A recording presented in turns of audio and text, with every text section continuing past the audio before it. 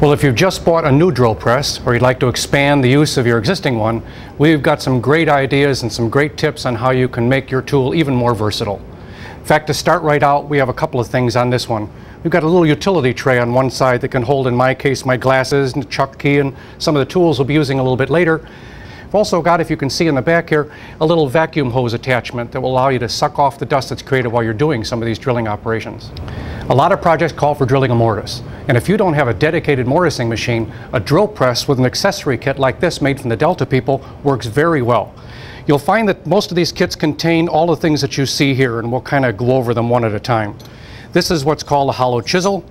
You can see how they work, and the auger fits down the center of it. And the sizes go from 1/2 inch down to 1/4. This is a fence and hold down assembly that fits on the table. This is the chisel holder. And you'll see a series of adapter rings here that are used for almost any tool. You don't have to have a Delta to use a Delta accessory. It works very well in the machine, and we're going to show you how to set it up. So here's our quill alignment pin. So I'm going to put this in temporarily to make it easier to attach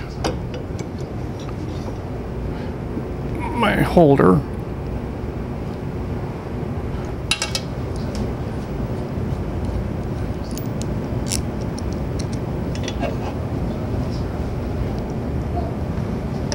Now here's a little trick to tighten that ratcheting clamp quickly on the back of the hold down fence. I'm going to pull up on the ratchet handle because the quarters are a little tight back here. Insert a screwdriver in the slot, and while holding up on the handle actually get the sloppiness out of this. Once we're tight, now I'm allowed to bring in the ratchet and have it work the way it normally would. And there we go. Okay, well, I'm going to add an auxiliary fence here. I kind of like doing this because it gives me a little bit more flexibility when I'm doing my layouts. Now this is the heart of the system. This is your hollow chisel and the auger that fits inside. You'll probably find out really quickly that it doesn't go the other way. So just slide your auger in through the bottom edge, and now we're going to attach this to the drill press. Here's how you do it. These are fairly sharp at the bottom, so what I like to do is kind of protect my fingers here. So I'll take a small scrap of wood and use that to hold it while I slide the chisel up into place. And there's a couple of things to understand. What I want to do is make sure that the chisel itself doesn't butt right up against the chisel holder. I want to leave this out about 1/8 of an inch, maybe 1/16 of an inch or so, to allow me some adjustment later on. So now what I'm doing is I'm putting the dime in here, pushing up against it, and then lock. And now the key is to lock the drill bit in. So do that with a few turns, and we're all set. Sometimes what I like to do too is just flip this chuck around and make sure that I tighten the other 2 holes. It has a tendency on smaller bits to hold it a lot better. And now for the important part. To allow the correct auger depth, I'm now going to take up that space that I provided with the dime by just loosening the lock nut, slide this up, and retighten. I now have a chisel that sits just slightly higher than the edge of that auger bit. This allows the auger bit itself to do the work, and the chisel will clean up the hole after the fact. We're going to do one more thing before we decide to start doing the drilling, and that is to align the chisel itself to make sure that it is parallel against the workpiece that we're planning on drilling. Now, there are a couple of schools of thought. You notice the opening in here that's going to allow chips to fall out of that can be placed either facing you, a little bit left, or a little bit right. I honestly don't know that it makes any difference. We are going to have some vacuum control on the back side, so what we may want to do is actually turn this to the side of the vacuum control so that when we square up this chisel face, we have the chips ejecting in a spot where the vacuum can pull them away. And now the object is to do our layout. So what we'll do is raise the table to within about 1/2 an inch or so of the chisel, and then back off this fence so that I can get my alignment. Now, I've done a layout on the front here where I'd like my mortise to go.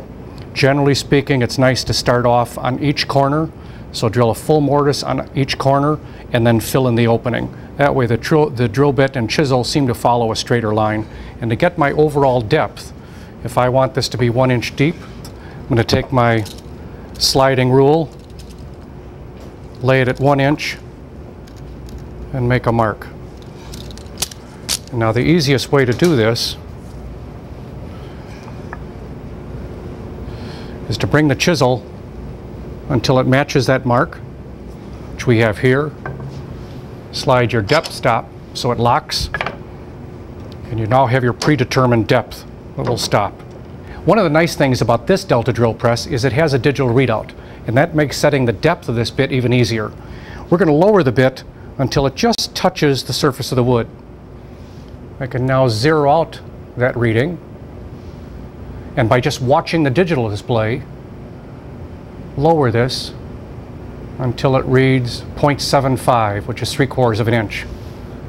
Slide my stop lock on the side to lock it in, and I now have my 3/4 of an inch depth locked in without having to mark the side of the board.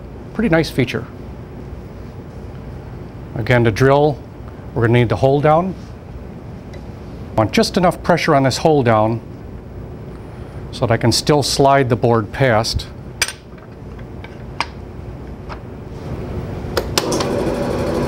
And again, we're going to start on the left side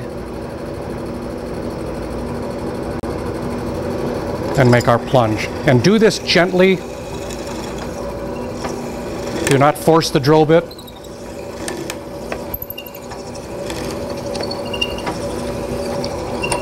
There's one side of the mortise.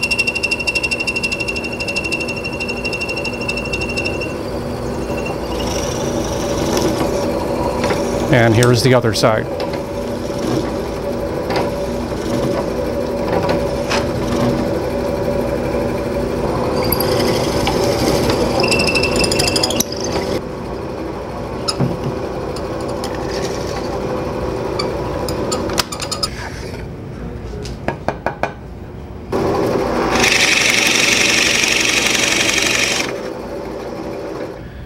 When drilling holes in here, it's really nice to have a quick release clamp.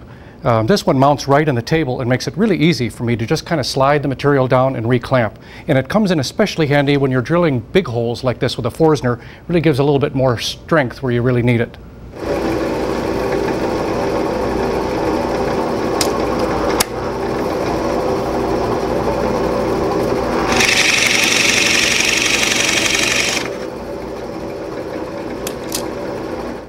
One of the things a drill press really excels at is drilling multiple holes all at the same depth. Somewhat like this, where you've drilled a series of holes spaced for pin supports, and I do this quite a bit when I'm making cabinets. One of the problems is, though, how do you keep those holes evenly spaced? Here's a jig that we've made that's called a step and repeat jig, and you're going to be surprised how easy it is to use this and how simple it will be to drill evenly spaced holes across any length of board. And here's how I made this. I took 2 pieces of 1/2 inch multi-ply plywood and laminated them together. I really think that that gives it just a little bit more firmness. I then cut a groove in here and inserted a shelf standard. Now you don't have to do that, you can mount it just to the surface. I just like something that's inset.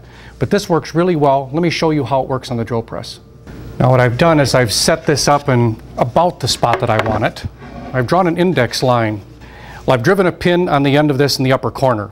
Usually use a small finishing nail and just clip the head off of it. And because I've got that pin sticking out, I can now stick it into one of the holes in this jig. Now here's the interesting part that actually makes it pretty easy to align. This drill press has a laser scribe on it that shows exactly the center of where that drill bit is going to hit. I can now align an index mark on my line, and I just have to clamp this fence down to the table. Another nice thing about this table is it's got a flat bottom here, which pretty much allows me to place a clamp anywhere. It's a nice feature. Now what we're going to do is I've inserted the pin into one of these bracket holes that it's aligned with my first mark. After I drill a hole, and I'm going to push it up, in my case, up against the edge of that jig, drill the hole. And now count 1 hole, 2 holes, stick it in the next slot, push it up so it's firm, cut my second hole. Count 1, 2, push it up against that slot, drill my third hole. I'll continue doing this until I put a number of holes in that corresponds to the number of shelves, or the adjustment of shelves, 1, 2, that I'm using for my cabinet. And that's how easy this is. Now, if this were a long board, it'd be kind of nice to have some kind of stock support on the outside as we do here. You'll find the plans to make this at woodmagazine.com. It's a great little project. You can use it for a miter saw, band saw, you name it.